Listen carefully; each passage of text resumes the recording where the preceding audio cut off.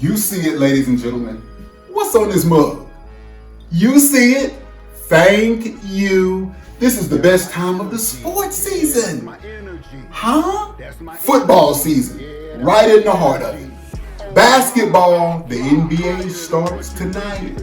And the MLB, the World Series, is right around the corner. I see you, Shohei Othani. I see you showing out like that. What's that say, y'all? What's that say? 3 in a row. 4-1 the last 5 games. Oh, this is the best time of the year for sports. Let's do it. They say keep it a buck, I say keep it a vibe. I'm ready now. Welcome to another episode of the Coach Cherry Show, where we talk sports, the best one out. The Carolina Panthers, 3 in a row, y'all. The Carolina Panthers, that's 3 in a row, 4-1. See, listen, y'all, listen. Some of you thought when the season started, I heard different expectations. I heard everything from playoffs to this team is not going to be any good. It was a range of predictions. Playoffs, they're not going to be good. And here they are, 4-1 their last 5 games. 3-0 the last 3. And they finally got a win on the road. Now, let me say this. Because some of you were saying, it's the New York Jets. Coach, they're 0-7. They were 0-6 before the game. Okay? So they're supposed to win that game. Okay? You're right. They are supposed to win that game. But let me also say this. We're talking about professional sports. Are the New York Jets a bad team? Yes. They're a bad team. You watched that game yesterday. The New York Jets are a bad football team. It's still professional. Okay. As bad as the Jets are, they lost to the Panthers by 1 possession. As bad as the Jets are, they lost to the Denver Broncos the week before by 2 points. So they just lost to 2 teams with winning records by 1 possession. It's professional sports. So anything, I'm sure Coach Canales, Coach Avero, when they went into that game, they weren't thinking, a coach never thinks that. I don't know any coaches that think, team ain't no good, we got this, y'all. No, you're not thinking that. Because, you're playing Breece Hall. He's a professional. You're playing Sauce Gardner, a professional. These are some of the best at their position. So you're not thinking anything like that. And especially when you're talking about a Carolina Panthers team, come on, let's be honest. By no means are they a dominant team. So although you're coming in 3-3 and they're 0-6, that means nothing. As a matter of fact, I had a tough time picking that game. That Panthers game, I had a tough time picking that game. And if Garrett Wilson would have played, it would have been... I said Carolina 17, New York 13. That was my prediction. I figured it would be a 1 possession game, which it was. And I also said if Garrett Wilson plays, you be very careful. You be very careful if Garrett Wilson would have played. But the Panthers won 13-6. I will say this. Had Bryce Young not gotten hurt, I think the Panthers put up 1 more touchdown. I think if Bryce Young, who got hurt in the 3rd quarter, if he finishes the game, I think the Panthers win at least by 2 possessions. 16-6, I'm saying 20-6. I know that's not a blowout, I know. But I think they put up 1 more touchdown with Bryce Young. The Panthers are 4-3. For the first time this late in the season, they have a winning record since 2021. First time winning record this late in the season. What does that mean, Coach Cherry? I felt like before the season they would get 6 to 7 wins. I still think they're on path to get that. 6 to 7 wins. Now, let me say this about their 4 wins. 2 of them, yes, are to bad teams. Miami and New York. I got it. But those other 2 wins, no. You're talking about Atlanta, a 3-3 Atlanta team that beat Buffalo, who the Panthers have now. Atlanta is a solid I didn't say they were a great team. I didn't say they were. Atlanta's a solid football team. The Panthers beat them badly. Dallas, we saw what Dallas did to Washington yesterday.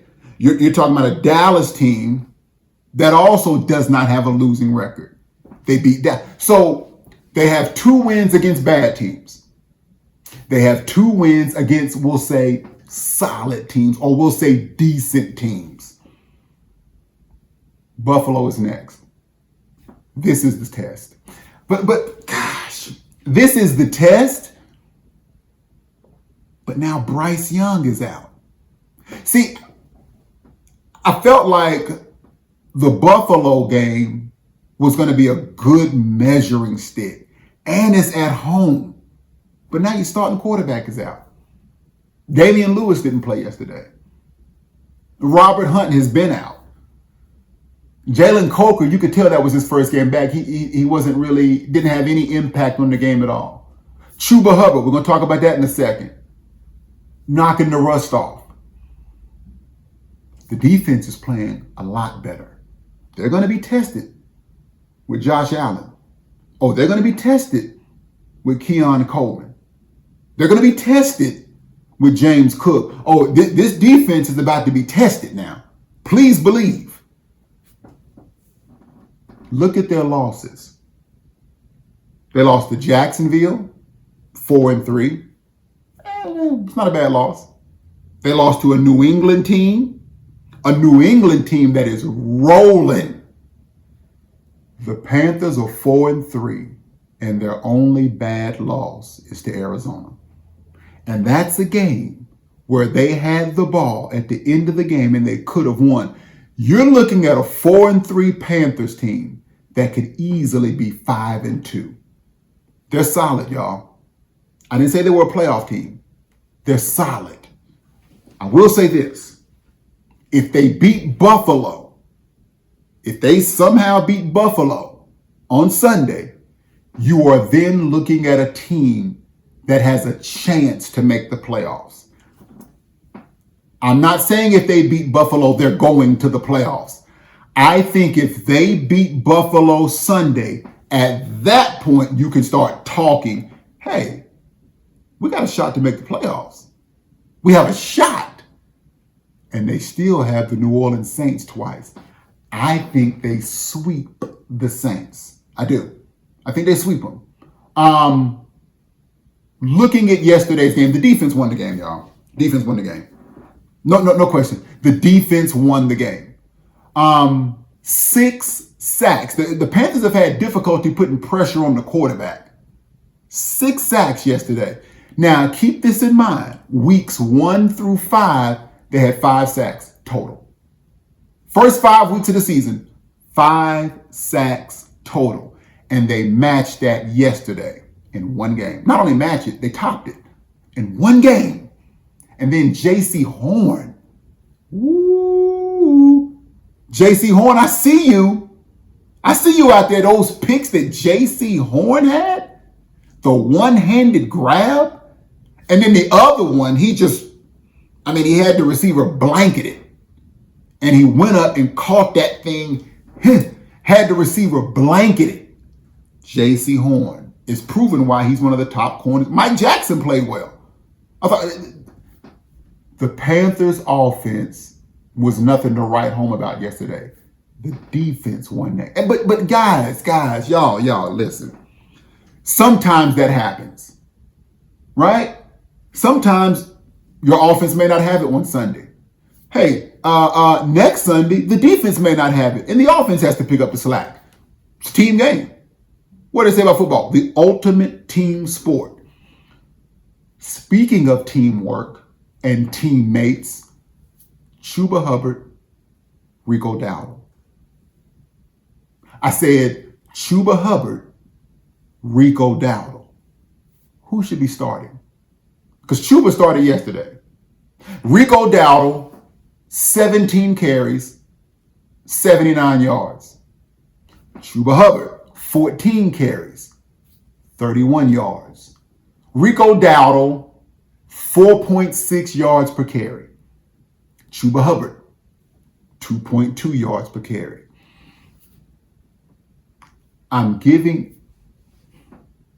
I would have started Chuba Hubbard too, y'all. I'm being honest with you. I would have started Chuba Hubbard as well. I would have started Chuba. I think, though, I would have played Rico Dowdle earlier. Now, both of these backs are good, and I'm going to give Chuba the benefit of the doubt. What are you saying, Coach Cherry? It was his first game back after 2 weeks off. Let's be honest, y'all. And he played a solid Jets defense. This is a Jets defense that held Denver to 13 points. Denver put up, 34 against the Giants yesterday? 30-something points? The Jets held Denver to 13. So you're talking about a solid defense. And Steve Wilks, he wanted that game bad. Former Panthers coach Steve Wilks, the defensive coordinator for the Jets, he wanted that game bad. So going against a solid defense, Damian Lewis was out. Obviously, Robert Hunt is out. And Chuba hadn't played in 2 weeks. So you're shaking off rust. I'm going to give Chuba the benefit of the doubt. Rico just picked up where he left off. Now, look, if Rico is the feature back, he goes for over 100 again. Easy. 17 carries for 79 yards. If Chuba doesn't play, Rico gets 25, 26 touches. He goes over 100. He's averaging 4.6 a carry. He goes over 100 easy. What I would do, I would start Chuba again against Buffalo.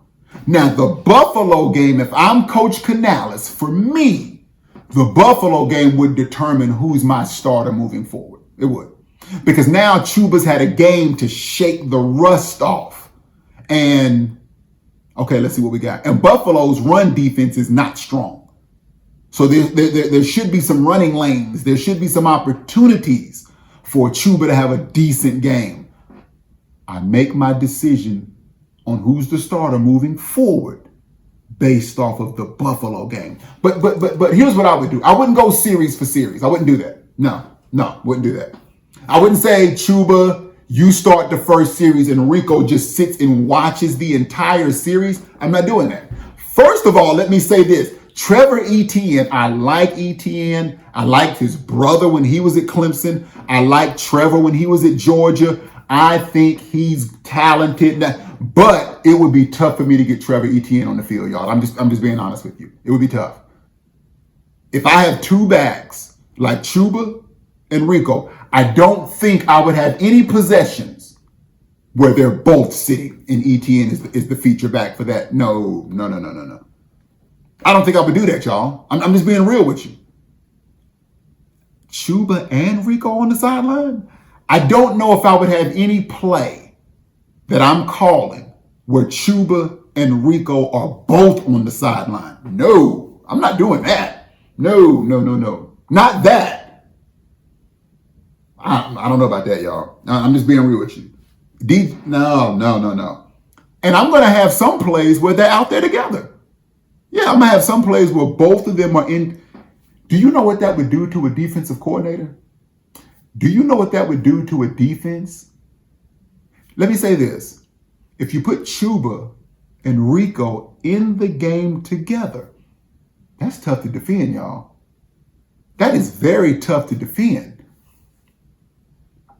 That's going to free up your receivers. Two 1,000-yard backs. And I'm not talking about I formation where one is a fullback. No. If Bryce is under center, or if Bryce is in the shotgun, well, I guess this week, Andy Dalton, a back on each side. I said a back on each side. I may even split one of them out. They may start off beside Dalton. One of them goes in motion. Or they stay. But that's going to draw attention from the defense. That's going to be attention. And then after that, now your Jalen Cokers get free. Now your Xavier Lee gets, your Tedero McMillans get free. Because there's so much. See, it's easier for me to focus on one running back. But what happens when you put two of them in the game? Because ETN, he's not drawing that much attention from me. DJ Dallas, not drawing much attention until they prove they can hurt me. But until then, no.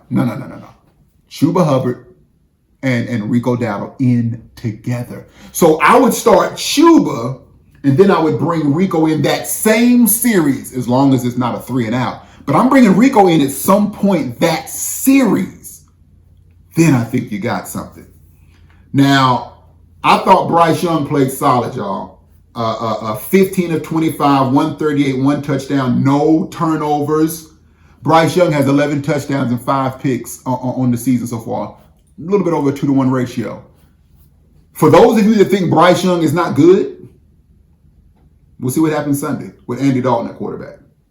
Because Andy didn't look too hot when he got in. Now, I get it. He's coming off the bench cold.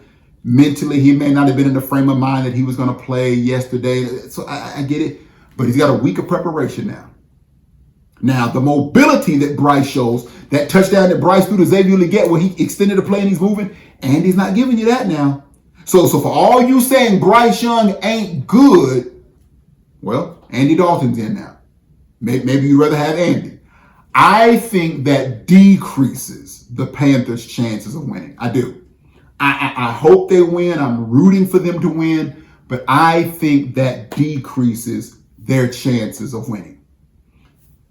If I had to make an early prediction, Buffalo and Carolina in Charlotte. Early prediction. Wow. I don't really like this matchup for the Panthers, y'all. Now, my prediction may change later on this week. I'm going to say Buffalo 27, Carolina 14. That's my prediction. Buffalo 27, Carolina 14. Hopefully they have a good showing. I tell you who did have a good showing. Shohei Ohtani. Y'all, I'm going to be honest with you. When I saw the performance by Shohei Ohtani, now, you got to understand something, y'all. This is postseason. Oh, my goodness. There's so much you can say. You talking about Shohei Ohtani? That performance?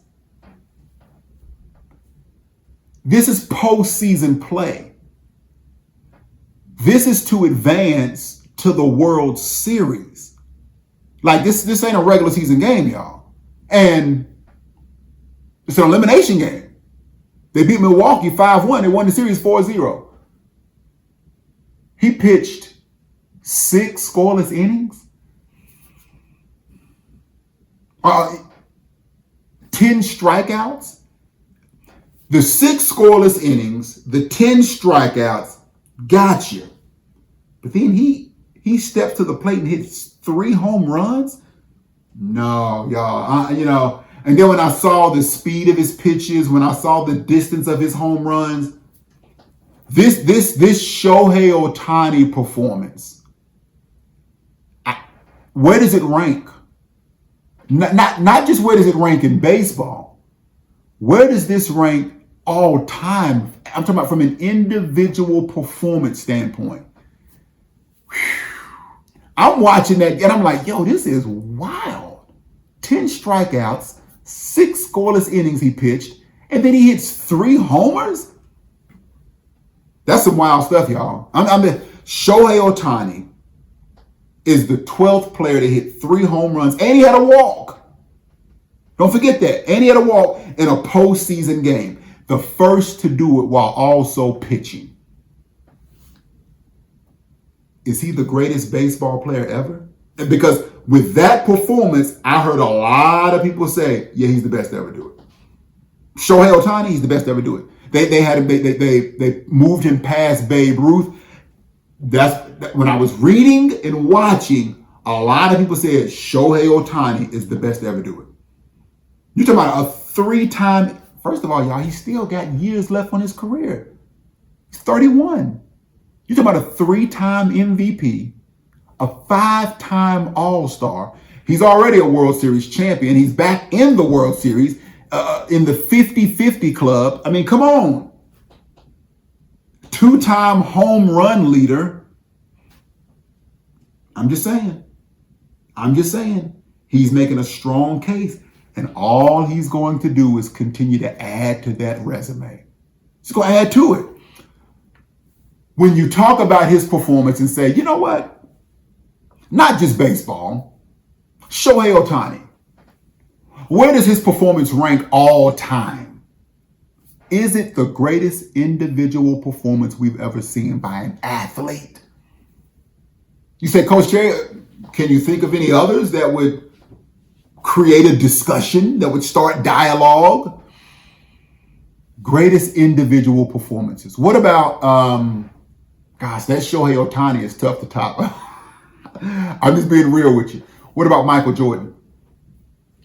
What about the 1997 NBA Finals Game 5? They call it the flu game. Michael Jordan. The series against Utah is tied 2-2. The flu game. And Michael goes out and drops 38. 7 rebounds, 5 assists, 3 steals, and a block. Playing under the condition or playing with that illness that he had. He dropped 38. Y'all, he almost dropped 40. Again, this is postseason play. This is the NBA Finals, and they end up beating the Jazz. It was 2-2. Mike gets them game 5, not feeling 100%, almost dropped 40. Still had 7 rebounds. I'm going to hand out 5 assists to get you 3 steals. And okay. And they go on to win in 6. What about that Michael Jordan flu game? What about the Michael Jordan game against the Celtics when he dropped 63? Game 2 of the first round of the playoffs, 1986. Y'all, he dropped 63, and he also handed out 6 assists, 5 rebounds, 3 steals, 2 blocks, as the most points in a playoff game in NBA history. It's still the most points in a playoff game in NBA history. One of the best performances individually of all time. Can't forget about Magic Johnson. Now, Magic Johnson, we're talking about Magic's rookie year. You know what game I'm bringing up right now. We're talking about Magic's rookie year, the 1980 NBA Finals, when Kareem Abdul-Jabbar did not play and Magic jumped center and then turned around and dropped 42 points. 15 rebounds, 7 assists. Somebody didn't hear what I just said. I said 42 points. I'm talking about a rookie Magic Johnson in the finals. Everything on the line. The captain is out. Kareem Abdul-Jabbar is out. 42 points, 15 rebounds, 7 assists, 3 steals. Y'all, okay. You can make a case for that performance being the best individual performance ever. We can't leave off Wilt Chamberlain. First of all, let me say this. Now, this man scored 100 points, y'all, and had 25 rebounds. We'll probably never see that again. 100 points and 25 rebounds? There are so many legendary performances. Is Wilt's one, the piece of paper with the 100, is that the best individual performance ever? What about Kobe Bryant's 81-point performance? I know you're going to say, Coach Cherry, that the late, great Kobe Bryant's 81-point performance. You can say, Coach, that wasn't in the playoffs. It wasn't in the playoffs. It wasn't. So maybe that rules it out because it wasn't postseason play. But Kobe Bryant's 81-point performance, and he dropped 58 in the second half. I remember, I wasn't watching that game against Toronto, but I remember when they showed the highlights on SportsCenter, I said, you have got to be kidding. Boy, he's out there cooking. I'm talking about cooking. 58 in the second half? Okay. Jesse Owens. Jesse Owens, 4 gold medals in the 1936 Berlin Olympics.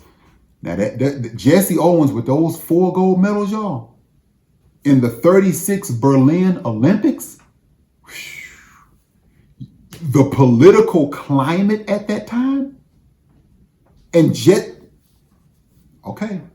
I'm talking about greatest individual performance by an athlete. To go out there and get 4 gold medals in that, okay. Michael Phelps, 8 gold medals, 2008 Olympics. Jim Brown's rookie season, y'all. Jim Brown, some call him the greatest running back of all time. 273 yards and 4 touchdowns in a game. Let me say it again. I said 273 yards and 4 touchdowns in a game against the Rams as a rookie. I remember my dad told me one time, he said, I think Jim Brown was playing against the Giants, and I think Sam Huff was the linebacker. And Jim Brown would have this thing where after he got tackled, he would get up kind of slow and walk back to the huddle. And one of Sam Huff's teammates said, "We got him. He's tired." And he said that Sam Huff told him, "Nah, he's not tired. He's just conserving his energy. If he runs any harder, he might kill somebody." Jim Brown was that dude. Gale Sayers, his rookie season. Gale Sayers had a game his rookie season where he went for over 300 total yards and 6 touchdowns on 14 touches. Over 300 yards, 6 touchdowns on 14 touches. That might be the best performance. I'm talking about, can anything top the Shohei Ohtani performance? Tom Brady had a 6 touchdown game. Tom Brady had a game in 2009 where he threw for 380 yards. He threw 5 touchdowns in the second quarter. Okay, go watch the game. 5 touchdowns in 1 quarter. This next one, y'all, I'm going to be honest with you about this next one. This might be the best performance ever by an athlete. This next one, 2008. Think about 2008. Coach Cherry, I know where you're going with this. 2008. Tiger Woods in the U.S. Open. Now let me say this. As an athlete that played, how did Tiger Woods win the U.S. Open on a torn ACL? How did Tiger Woods win the U.S. Open on a torn ACL and 2 stress fractures in his left? Okay. A torn ACL and 2 stress fractures in his left leg, and he still won? I don't know, y'all. I don't know how you top that. A torn. I don't know how you top that. I don't even know how you finished. You're talking about playing through pain. And I'm talking about pain.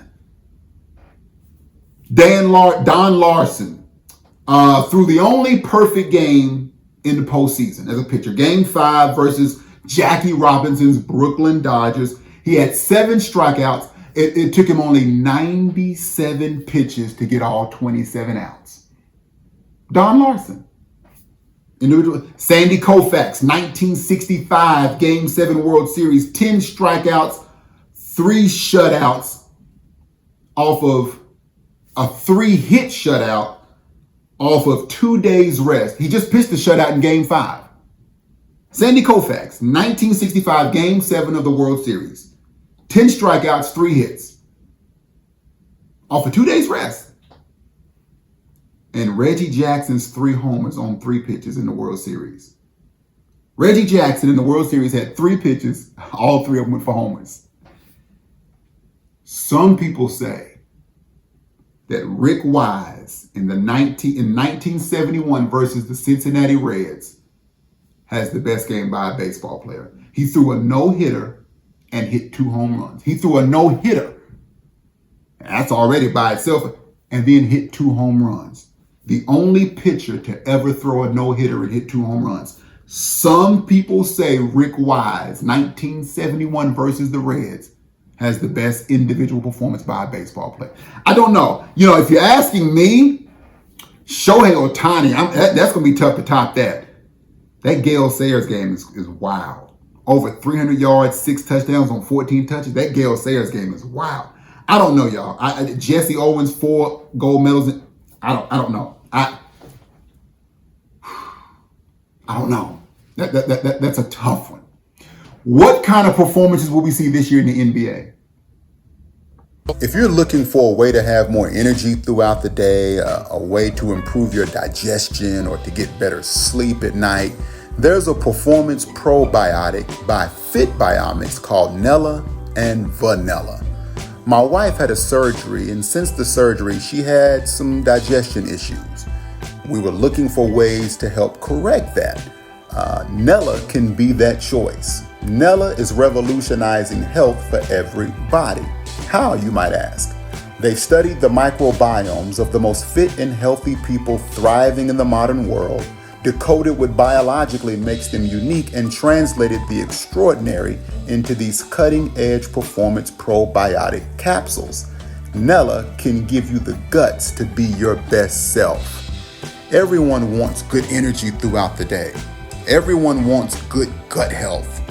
Everyone wants to get a good night's sleep.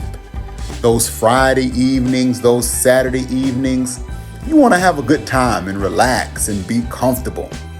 If you'd like to try Nella, visit fitbiomics.com and use the code CoachCherry. You can get Nella or Vanilla. fitbiomics.com.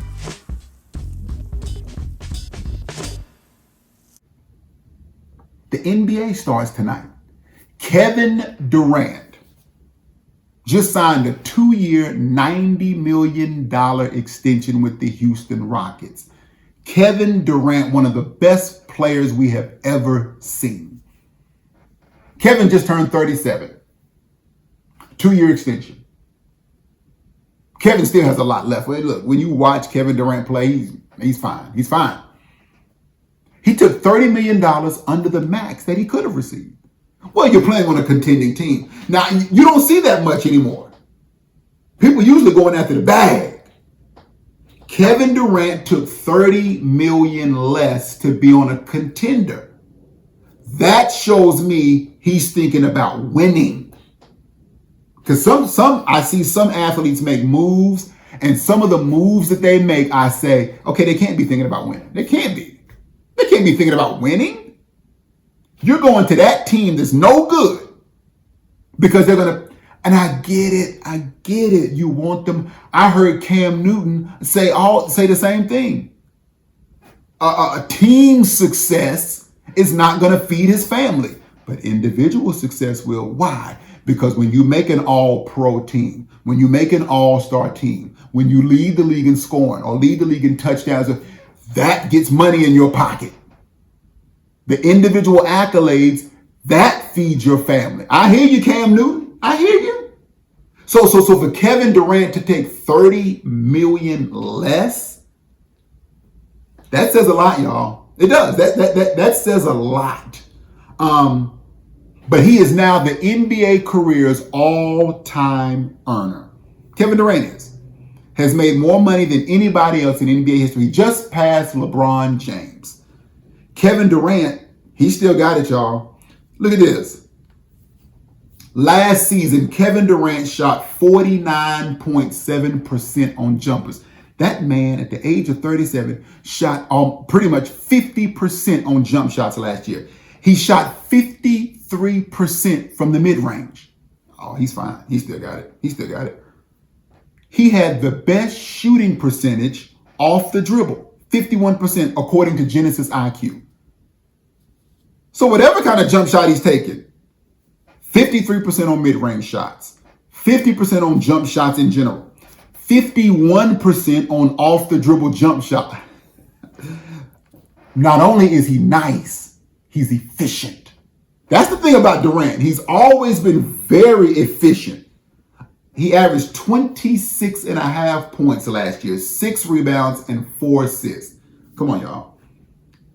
He's averaged at least 25 points, 50% from the field, and 40% on three-pointers in 3 straight seasons. Nah, Durant's fine. He still got it. Kevin Durant still got it. Here's the thing for me with Kevin Durant. And I hope he wins, y'all. I really do. I really do.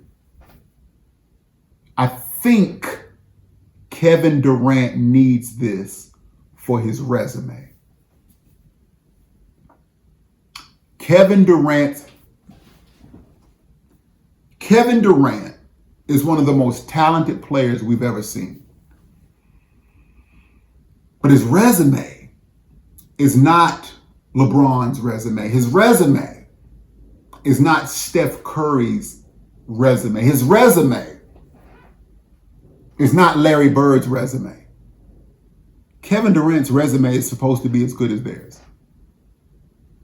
I think what Kevin Durant is missing, y'all, he's got everything else. I just told you he's made more money than anybody in NBA history. He's made more money than anybody. Look at this. Kevin Durant, you're talking about someone who has 4 Olympic gold medals, 9 career Olympic records.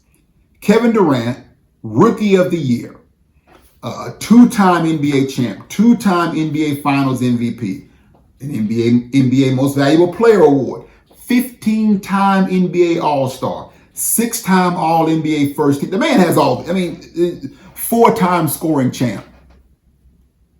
The one thing I think that's missing from Kevin Durant's career or his resume, he hasn't led a team to a championship. Y'all, don't say Golden State. Don't do that. Don't do that. Don't do that, y'all. Well, Coach Sherry, he was the best player on that team. He was the Finals MVP. He was. But as great as Kevin Durant is, I'm not going to give him credit for winning a title with Golden State, a team that already had a championship culture. I'm not doing that. You know why I'm not doing that? It's really a compliment to Kevin Durant. Because I think he's too good to lower the bar for him. No, I'm not doing that. He's too good for that. Now, somebody else, Andre Iguodala, somebody like that, okay, that's fine. I'm not going to lower the bar for Kevin Durant. No, I'm not doing that. I'm not going to let him get by and say, well, the 2 rings in Golden State, those are his. No, Kevin Durant needs to. Golden State had just won before he got there and they won after he left. No, you're not getting credit for that. Not that. Huh? There was 73. Now, some people say, well, they didn't win the year before he got there. Yeah, but they beat him. He was up on Golden State 3-1 in the Western Conference Finals. A competitive Kevin Durant would have said, run that back. We should have beat y'all. We were up 3-1 and we blew it. We should have beat y'all. I'm running that back. Because if I'm up 3-1, I'm already showing you, no, we can beat y'all. Y'all can be beaten. And people say, well, Golden State wouldn't have beaten LeBron if Kevin Durant. What makes you say that? Golden State was up 3-1 on Cleveland. Until Draymond Green gets suspended, they were dogging Cleveland. What would make you say they couldn't beat LeBron in Cleveland when they had firm control of the series, 3-1? Until the Draymond Green suspension happens, and then everything went downhill. Golden State was fine. Now, if it had been like 2-2, or if Cleveland would have been up 3-1, okay, that's different. But no. Kevin Durant, for his resume, take a team. If he takes this Houston team and leads them to a title, that's the only thing that's missing from his resume. Now, let me say this. I think he's done a little bit more than people realize. People forget that before Golden State, he led OKC to 3 conference finals appearances. No. When he was in OKC, they went to the Western Conference Finals 3 times. Because what we're also not going to do is, I hear people say outside of Golden State, Kevin Durant hasn't had any postseason success. Now, that's not true. But I hear some people say outside of Golden State, Coach Cherry, he doesn't have any postseason success. Now, that's not true. Because he took 2011, 2012. They beat Dallas 4-0. They swept Dallas in the first round. I'm talking about Kevin Durant with OKC. They beat the Lakers in the second round 4-1. They beat the Spurs in the Western Conference Finals 4-2. And then obviously they go on and lose to the Heatles or LeBron and the Miami Heat in the finals 4-1. That's one conference finals appearance. 2013, 2014, Kevin Durant gets them back to the, and I know Russell Westbrook, but you got to have some talent with you. He gets them back to the conference finals, where they lose to San Antonio 4-2. Okay. 2015, 2016, he gets OKC back to the conference finals again. So and that's where they blew the 3-1 lead to Golden State, and they lose 4-3. So what we're also, yes, I think he needs to lead Houston to a title. That would be a big feather in his hat and something that his resume needs. But we're also not going to say he doesn't have any postseason success outside of Golden State. No. Now that's not true. That's not true. I just feel like as talented, we haven't seen somebody 6'11" with that skill set. Number 8, I believe he is all-time NBA leading scorer. Gosh, he's good. He's so good that you want to be able to point to his career when it's all said and done and say, remember, okay, like Kawhi Leonard did for Toronto. Where is that moment for Kevin Durant? Kawhi Leonard in Toronto. Where's that Kevin Durant moment? Steph Curry beating Boston. I ain't talking about the first ring. I'm talking when they beat Boston. Where's that moment for Kevin Durant? LeBron going back to Cleveland. Where's that moment? The late, great Kobe Bryant with Pau Gasol leading the Lakers. Where's that moment for Kevin Durant? Because he's supposed to have that kind of moment. Yes, he is. Kevin Durant. Jason Tatum taking Boston to the NBA. Giannis Antetokounmpo taking Milwaukee to an NBA. Kawhi Leonard led Toronto to a championship. Giannis led Milwaukee to a championship. You're telling me Kevin Durant can't do that? Where is that moment on Kevin Durant's resume? Because Giannis didn't go to a Golden State to win a championship. He didn't do that. He took Chris Middleton and said, we're going to win a title. Kawhi Leonard didn't go to Golden State to win a championship. He said, give me Pascal Siakam and we're going to win a championship. Where is that moment for Kevin Durant? Because you're telling me he's not as good as them? Is that what you're telling me? Where is Shai Gilgeous-Alexander taking OKC to the... Shai Gilgeous-Alexander said, give me Jalen Williams, we're going to win a championship. Look at OKC's roster. Come on now. Let's be all the way real here now. That roster ain't loaded with legends. Lou Dort is not going to be a legendary player. Chet Holmgren, we'll see. Jalen Williams looks good. But Shai Gilgeous took OKC and said, let's go win a title. Where is that moment for Kevin Durant? He's just, if not better. That's the moment everybody's waiting to see from Kevin Durant. Now, this NBA season kicks off tonight. And the Houston Rockets kick off tonight. We got 2 games on tap tonight. 2 games on tap tonight. Tonight we got the Rockets and we just talked about Shai Gilgeous-Alexander. Kevin Durant gets to go against OKC tonight, his former team. And you got the Warriors and the Lakers. I wish the NBA season started in November, though. I wish they would push that back to November, but it's here. But I 2 things. I wish the NBA started in November. Just push it back another 2 weeks. And I wish that they would go from 82 games to 70.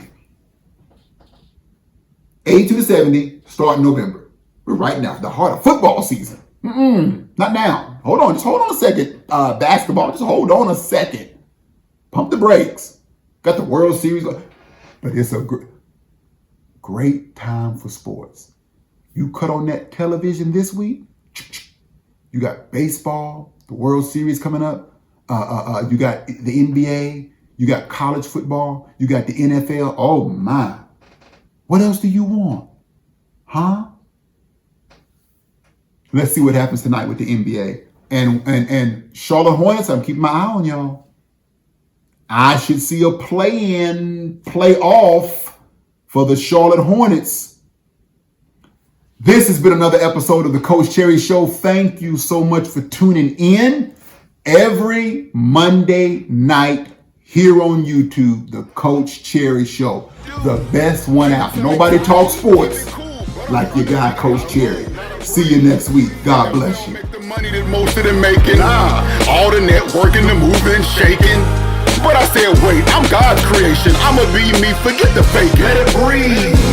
Now I got a wife, a couple of kids. Yeah. Life's real blessed, I see how it is. Yeah. Don't ever minimize the moment you win. If you minimize the moment, then you losing a win. I broke the game down, this ain't a facade. Nope. Respect my